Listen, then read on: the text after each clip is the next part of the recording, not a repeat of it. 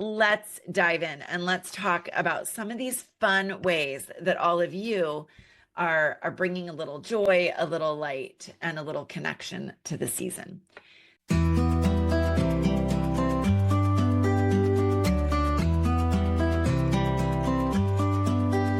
Hi, friends, and welcome to the Heartful Parent Podcast. I'm your host, Christy. In this podcast, we talk about it all, our parenting, our partnering, and our professional lives, because they are all a part of us, and we were never meant to do this alone.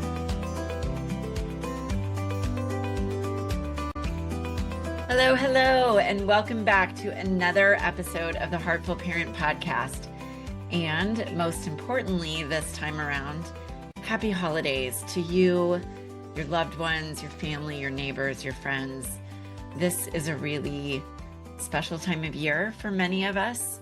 And if it is for you, I hope that it is a time of year that has much joy, much rest, and much renewal for you. You know, I happen to love the holidays, and here we are on the eve of Christmas and Hanukkah and a very short time away from New Year's, Boxing Day, Kwanzaa, all of the things. This is a really busy time of year, but there can be so much fun and magic and joy and tradition sort of wrapped up into it. And if that's what it is for you, then I wish you tenfold all of those things: the fun, the magic, the joy, and the tradition. It can also be a really difficult time of year. If, there's been a loss in your family or in your life, this can be a time when we feel that really profoundly. It can be a time where childhood trauma feels sort of more prominent or more troubling.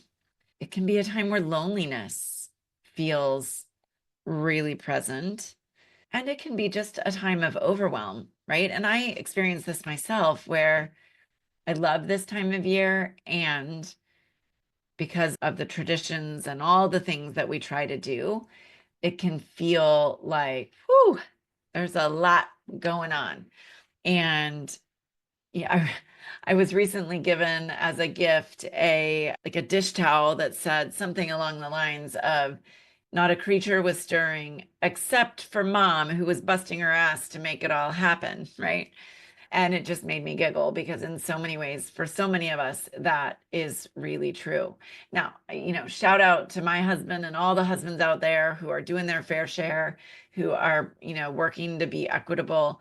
My husband certainly does that. And I will confess, this time of year, I hold many of the pieces in my brain. I care about all the little pieces, maybe in a way that he does not. His sort of theme for this time of year is streamline, and that is just not the approach that I take to the holidays. So, there are many partners out there who are doing their fair share, and there are also many parents, often moms, who are feeling a little exhausted. And if you are listening to this right on the eve of the holidays, you might still be in that framework of exhaustion, and you may be listening to this through your earbuds or whatever as you scramble to get all of the things done. If you are listening to this out loud where other little ears can listen, I will recommend that you hit pause, pop in your earbuds, go somewhere else. This is not let's just say it's not a kid-friendly podcast for many families. Wink, wink, nod, nod, right? There's some spoilers here. And so, yeah, just consider yourself warned. But if you are someone who is around adults or older kids, and you just want to dive into all things Christmas, as you do all things Christmas, Hanukkah, et cetera, great. Listen along, because we've got some really fun stuff to dive into today. Now, if you have listened to the Heartful Parent Podcast for any length of time, you know that generally speaking, there are three main formats for these episodes. And the first one is I invite a fabulous guest to join us and to share their wisdom, their, all the good stuff that they do in their lives. And I am in conversation with them, and I share that conversation with you. The second thing that I often do in the form of a Heartful Habits episode or a parenting strategies episode is I kind of dispense generic safety or positive discipline information or advice or strategies, really centered around that idea that every child deserves to grow up brain safe and body safe, right? Which you've probably heard me say before. And then the third format for these that we've been doing most recently in some bonus episodes is the dispensing of specific direct advice in response to a question from one of you, right? From a listener. Today is a little bit different because today you all are the experts.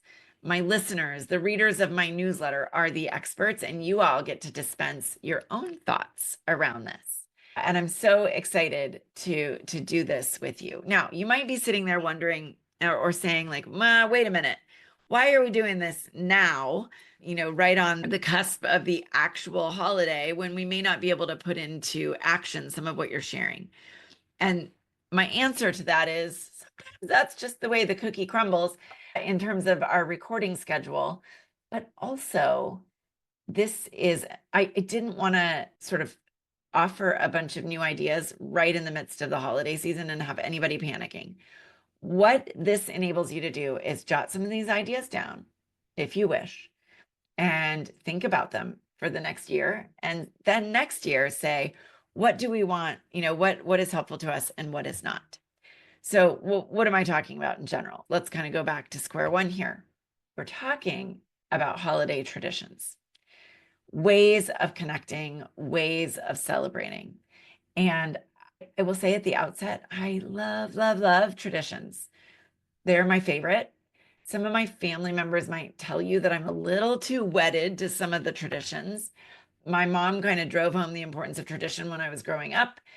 My parents created some really wonderful memories around those traditions, and I became very attached to them and very attached and have struggled to let some of them go, especially with, my husband saying, streamline, streamline. And I'm like, oh no, we don't streamline this time of year. We do all the magic, right? So I am a big lover of tradition, but the way that I do it or the way that my family does it isn't really that helpful in the sense that there are more than a million, millions and millions of ways to celebrate the holidays, right? That are dependent upon the presence of a faith tradition or the lack of a faith tradition, whether or not you promote the Santa story or not, what you grew up with. And many of us grew up with wonderful traditions. And I know there are listeners who didn't grow up with a lot of traditions or for whom the holidays were really, really tough. And so, we all have our different approach to this. But I thought that by sharing listener traditions from you, that it might do a couple of things for us here in the thick of the holiday season. It might open up a little curiosity. It might help you give yourself a little bit of a break. It might open up some possibilities for future years. And I hope that even if you adopt none of these ideas, that it helps us all remember that in the end, we are more alike than we are different, right? We have more in common than we don't. And that's really the beauty of things, right? That's really where heartfulness lies. And this is a time of year that physically can feel really dark. I know it gets dark very early where I live in the Pacific Northwest. And I know there's a lot of unrest in the world and in our country and in the US if you are US based. And that can feel really dark. And so what better way to bring some light to this time of year than with connection, new ideas, new possibilities, and really heartful parenting at its finest. So with that, I am going to share some ideas that were shared with me by all of you in response to a note that I sent out to my newsletter. Now, I got lots of responses. I cannot share all of the answers that I got. I sort of picked among them for ones that felt unique, different, or just caught my attention for whatever reason. Please don't take offense if I don't share one or more of your practices. We just, in the interest and out of respect for your time, we don't want this podcast episode to be hours long. So on that note, let's dive in and let's talk about some of these fun ways that all of you are bringing a little joy, a little light, and a little connection to the season. So the first one comes from a listener by the name of Kelsey. And Kelsey shares two different things that her family does. So the first is that on Christmas Eve, they make and decorate sugar cookies together as an extended family. So this includes Kelsey and her partner, her child, her parents, the siblings, and their kids. So it's a lot of extended family. And they'll make sugar cookies, they'll decorate them together. And then they will drive around in the car looking at all the Christmas lights while drinking hot cocoa. And she noted that they have a few places that they go every year. And I think many of us do, right? We know those houses in our area that just go all out, or they do something crazy or something really particularly lovely that we want to go visit. And so Kelsey noted they've got their standard places that they go, but also that every year they look up, someplace new to go, or they just explore and find somewhere new to go. After looking at all of the lights and connecting in that way, they come home. They get the kiddos to bed, and then they eat the cookies, or maybe they do that with the kids, and they play board games together as a family until the little ones fall asleep. And then the grown-ups step into Santa mode and fill the stockings and put gifts under the tree and do all of that. And that just sounds like such a connected, lovely way to spend Christmas Eve. Kelsey also shared another practice that I think is really unique and really beautiful. And she said that in the holiday season, they actually go to the graveyard or the cemetery where her husband's family is buried, his parents and his grandparents. And they go and they tidy up their family members' resting places and leave some flowers and do that as a way of connecting with their past and remembering those who are no longer with them. And then she noted that there's like a little segregated area that is, it's kind of separate, and it goes or dates back to the 1800s. And they go to that little area and they pick up any stray flowers and they place those on the graves and they tidy up that area as well. These are not people that they know. But again, just as a way of honoring those who have gone before us. And she said most of the grave markers in that area are crumbling. The area is not well kept. And so it feels important to do this, especially at the holidays. And I think that is such a unique and lovely way to connect with our past and to remind our children that yes, life kind of goes on and we can connect to our ancestry and care for those who have gone before us in whatever way we hold that. Right? Whether it's actually going to the grave or if it's just sharing a memory or, however it is that we hold space to bring back the people that are no longer with us. And I think that's just so lovely. Kelsey, thank you so much for sharing your heartful practices at the holidays. I loved it. Loved getting your email. Okay. I also got an email from listener Kate, who shared several different ways that her family celebrates this time of year. And some of them are super fun. Now, Thanksgiving is already well past, and this tradition that she shared is specific to Thanksgiving, although I don't think there's any reason that you couldn't use this same approach to let a little pressure off yourself at Christmas, Hanukkah, like the final night of Hanukkah, although I know there are very traditional foods for that. New Year's, really any other holiday of the year. And she said that for Thanksgiving, they make whatever food they want. Nobody wants to have a turkey? Great. They don't worry about making a turkey. She said they will make a steak or have a homemade pizza or do something else that really sounds wonderful.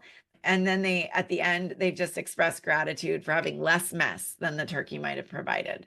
And look, I'm a girl who loves a turkey dinner, mostly because I love what we do with it, the meals that we make after Thanksgiving.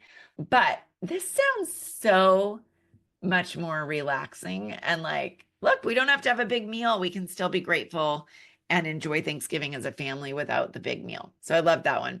Kate said they also, on Christmas Eve, they listened to a little bit of some old tapes from an annual Christmas concert that her sister's brother and her used to do with her parents. So again, connecting to the past, and that, some of those people are no longer with them. And then they read "'Twas the Night Before Christmas," like her dad used to do for them.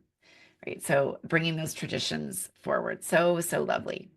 Okay, here's a fun one. And you all may have heard my episode about Elf on the Shelf and how when used in the original way that it was intended, it isn't really supported by positive discipline approach. But there are so many families that now are just using Elf on the Shelf for fun, for mischief, for connection. And that I'm all in favor of, if it fits within your schedule and doesn't leave you feeling overwhelmed. But here's what Kate said about Elf on the Shelf.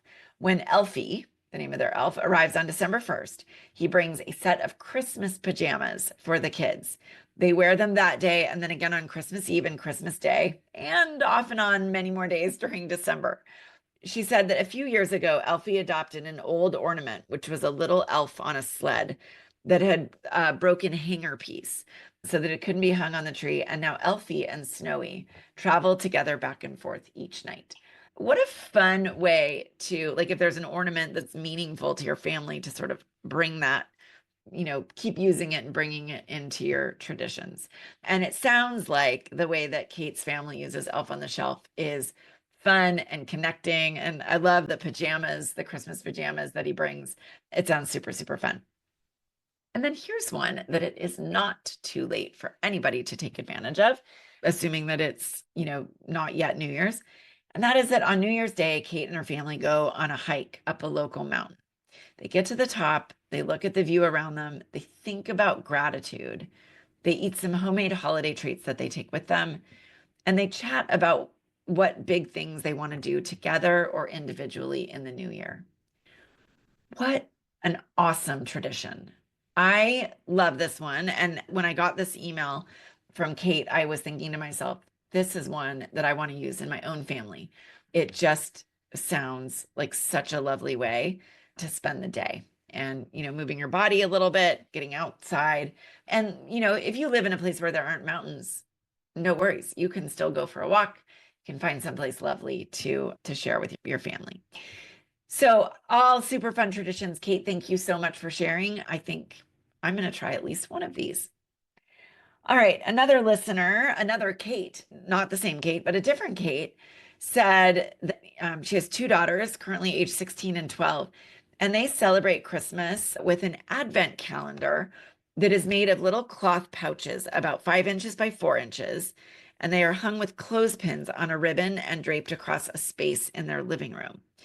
Inside those envelopes, they place small handmade cards, a color-coded one for each child, that she and her partner takes turns writing on.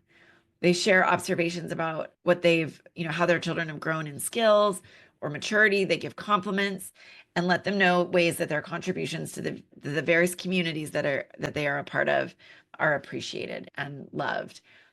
And I love, love, love this idea. And I will tell you, we have a sort of similar Advent calendar, although we don't do it with notes like this. But for it, I bought little red and green envelopes. So if somebody out there is like, oh my God, I can't imagine sewing little pouches, you could use little envelopes, notes in an envelope to do this. And I just love, Kate, the idea of sort of filling our kids' buckets every day and really letting them know that they are loved, seen, appreciated, all of that. So, so good. All right. Kate says, to follow up on this, that every night during the Christmas season, or sometime before bed, either at dinner or before bed, they go get all their little mini cards and they read them together. They read them quietly to themselves and together. And then Kate said she gets to watch her girls' faces just light up as they realize how appreciated and loved they are. Okay, so good. Kate, thank you for sharing. All right, Jan is a grandma, and Jan shared that when her grandkids were younger, that she and her husband would have them all over. There were 8 of them. Imagine that, to decorate gingerbread houses that she had made. And they would do that when it worked for all the families, so that all the parents and siblings got a chance to go out and connect with one another and take a breath. Right on, Grandma Jan. This is a fabulous way to do it. She said it was a win-win. They had a fun, crazy, messy time with their amazing grandkids, and their children and children's partners got some fun, crazy sibling time. I love this. What a heartful way for grandparents to support the younger generations and to really see and understand that they are in the thick of it, and anything that you can help out with is really lovely. Thank you. So good. All right, listener Valerie shared a fun one, which is a Christmas book advent calendar, where she takes 24 holiday books and wraps them all up, and her son unwraps one a day, and then they snuggle up and read that book together. And they also play a holiday memory game. And I got the impression that the holiday memory game was sort of related to the book that they were reading, right? Do we remember this one? And here's what I loved. You're not buying 24 new books every year. These are books that have been collected or gifted over the years. But she said you can also go get holiday books at the library and use those, right? There's no reason you can't wrap those up for your child and read it together, because it's not about the book. It's about the excitement, the unwrapping, and the connection of reading together, which we're going to come back to that reading piece in just a little bit, but I love it. And I'm such a big fan. Valerie, thank you for sharing that. All right. And then finally, listener Sonia shared some ideas, where she said during the holiday season, they make a local tree farm into a holiday destination, and they go and they pick out their fresh cut tree, and then they sit by the outside fire at the tree farm, and they have cider and cookies, and they also bring their dog along, so that it's a full family affair, and that they just really love connecting in that way. She also noted, and this is, an example of how the holiday season doesn't have to be exclusively about our children, but she said that for her girlfriends every year, she does a cookie exchange.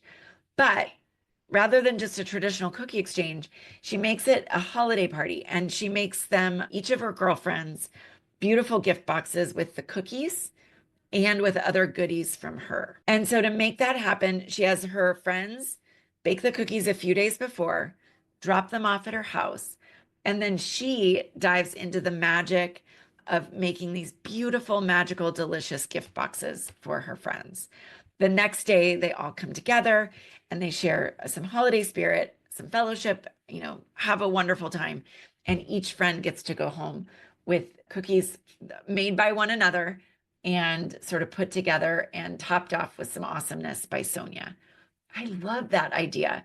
I did a cookie exchange this year. It was so much fun. Got some really delicious cookies. It wasn't done like this, but it was still really fun. Unfortunately, my doofus of a dog ate all the cookies the next day because she got into the kitchen when she wasn't supposed to be in the kitchen. Oh, goodness. Fun.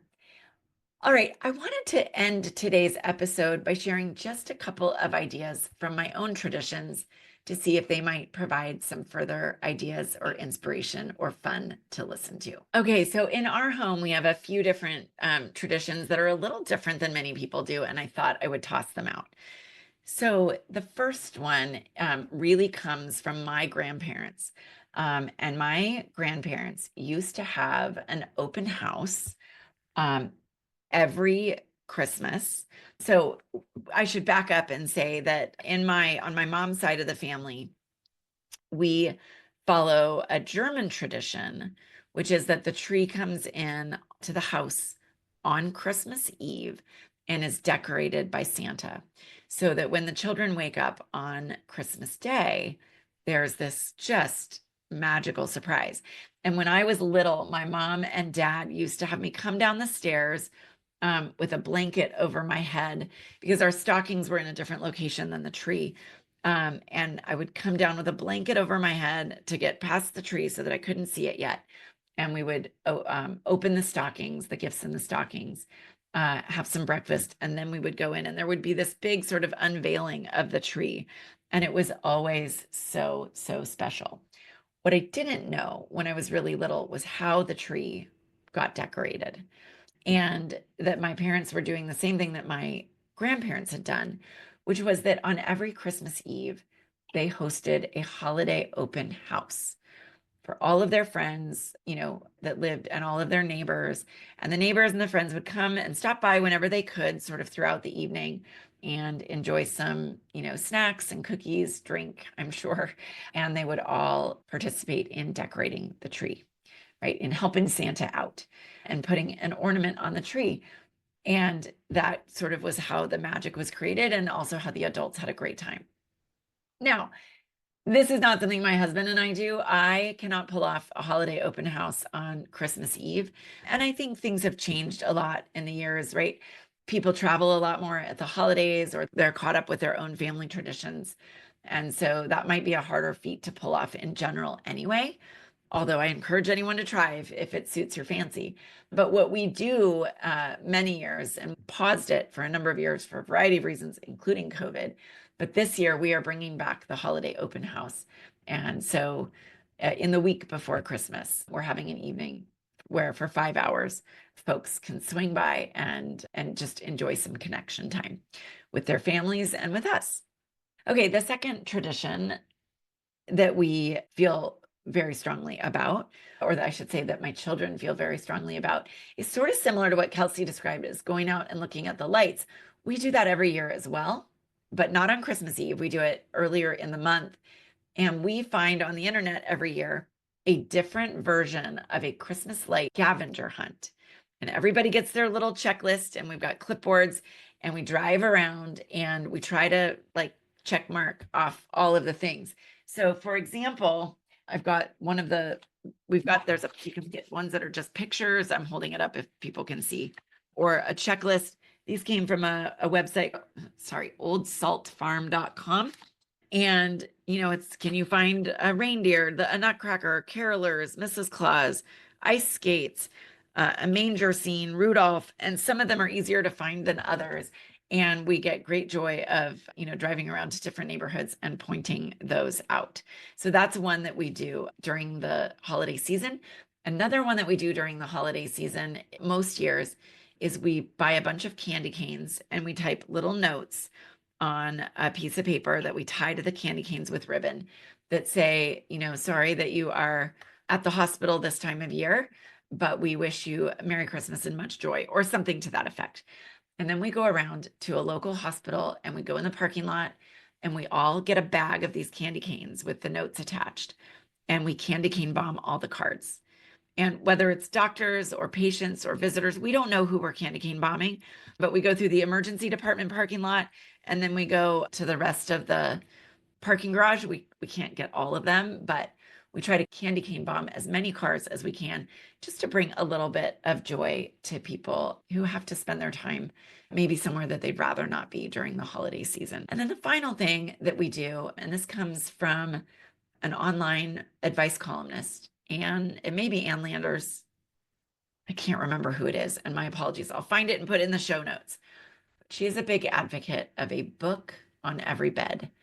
And so we, wink, wink, nod, nod, specifically ask Santa to leave a book for our girls at the end of their bed on Christmas Eve, so that when they wake up in the morning, they've got a wrapped gift at the foot of the bed that they can unwrap. It's a book. They can dive into that. And selfishly, it helps keep them a little bit from waking us up quite so early. And it gives them something fun and fuels that commitment that my family has to reading independently and with our kids, because it's I think it's so important for both connection and brain development. So anyway, those are some of the traditions that we have and some of the traditions that some of you have. And I hope this has been helpful. in, just sparking, like I said, some ideas, some curiosity, maybe giving you permission to not make the fancy meal and to just make a pizza, as Kate said, but to, take some of the pressure off. And I think that the thing that rings through all of these, the thread that really ties all of these traditions together, is connection. Heartful connection. So my wish for you this holiday season is just that, is a season of heartful connection. Right? We aren't all going to have fancy, expensive Christmases, and that's not what it's about, right? It's about the connection. And that is my wish for you. That is my wish for your children, for your friends, your families, your extended families, your neighbors, your coworkers, etc. Heartful connection. I think if we put our focus there this time of year, we'll be okay. And on that note, I'll see you next week. Merry Christmas, Happy Hanukkah, Happy Kwanzaa, Happy Boxing Day, Happy New Year, and happy fill in the blank. Whatever I might have missed, whatever you celebrate, may it be a wonderful one. Cheers.